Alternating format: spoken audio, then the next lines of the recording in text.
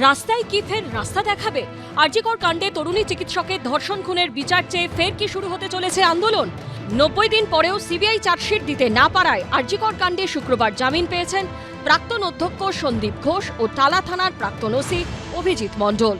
আর এই ঘটনায় যেন ফের একবার আলোড়ন ফেলে দিয়েছে চিকিৎসক থেকে শুরু করে নাগরিক সমাজের মধ্যে। প্রশ্ন উঠছে, যে সিবিআই সুপ্রিম কোর্টে দাঁড়িয়ে সন্দীপ ঘোষ সহ ধৃতদের বিরুদ্ধে তথ্য প্রমাণ পাওয়ার দাবি করেছে, তারপরেও কিভাবে জামিন পেয়ে যেতে পারেন তারা? সিবিআই এর এই চার্জশিট জমা না দিতে চাওয়া, সেই প্রশ্নটা সামনে রেখে, এবং যে রাজ্য সরকার যে অনুমোদন দিচ্ছে না তাদের চার্জশিট জমা দেওয়ার জন্যে, এই দুটি বিষয়কে সামনে রেখে আমরা গতকাল ধর্মতলায় আমরা আমাদের অবস্থান জমায়েত সেখানে করেছিলাম। পুলিশের কাছে আমরা অনুমতি চাইছি, আমরা অপেক্ষা করছি, আশা করছি পুলিশ অনুমতি দেবে।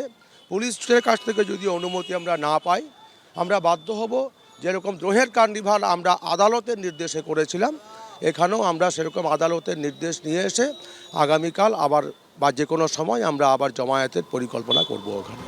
এই অবস্থায় ফের একবার পথে নামছে চিকিৎসক সংগঠন জয়েন্ট প্ল্যাটফর্ম অফ ডক্টরস। প্রাথমিকভাবে সিদ্ধান্ত হয়েছে 17 ডিসেম্বর থেকে 26 ডিসেম্বর এই 10 দিন ডোরিনা ক্রসিং এ শান্তিপূর্ণ অবস্থান করা হবে। সমস্ত কিছুর প্রতিবাদে আমরা একটা ধর্ণা মঞ্চ করতে চাইছি, যেখানে ধর্ণায় বসতে চাইছি সমস্ত প্রতিবাদী নাগরিক চিকিৎসক একসাথে। তার জন্য আজকে পুলিশের অনুমতি চেয়ে আমরা মেল করছি। যদি আমরা সদর্থক জবাব না পাই, প্রয়োজনে আদালতের দ্বারস্থ হয়ে আদালতের অনুমতি নিয়ে এসেও আমরা বসবো।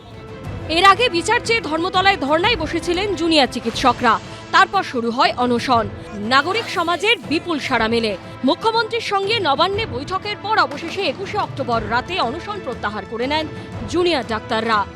কলকাতা পুলিশ 4 দিনে যেটা করতে পেরেছিল, সিবিআইয়ের করতে সেটা 4 মাস লাগলো।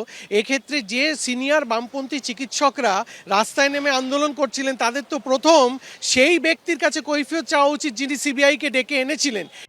আরজিকর কাণ্ডে দোষীদের শাস্তির দাবিতে সোম ও মঙ্গলবার থেকে সোদপুর থেকে বারাসাত পর্যন্ত জাস্টিস মার্চে নামছে বাম ছাত্র যুবরা। রাস্তায় পড়ে থেকেই তিলোত্তমার বিচারকে ছিনিয়ে আনতে হবে। বিচার প্রক্রিয়াকে থমকে দেওয়া, এই বিচার প্রক্রিয়াকে ভুল পথে পরিচালিত করা যাবে না। সোদপুর ট্রাফিক মোড়কে তিলোত্তমা মোড় ঘোষণা করতে হবে।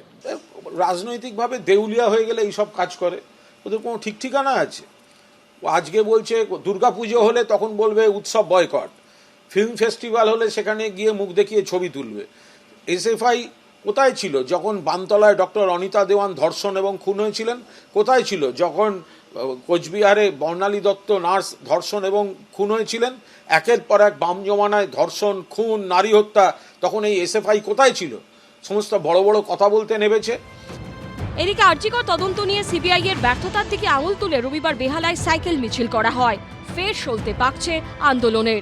ফের চলছে কোমর বেঁধে আন্দোলনে নামার প্রস্তুতি। এবার কি নড়ে চড়ে বসবে সিবিআই? সন্দীপ সরকার, অনির্বাণ বিশ্বাস ও ঐশী মুখোপাধ্যায়ের রিপোর্ট, এবিপি আনন্দ।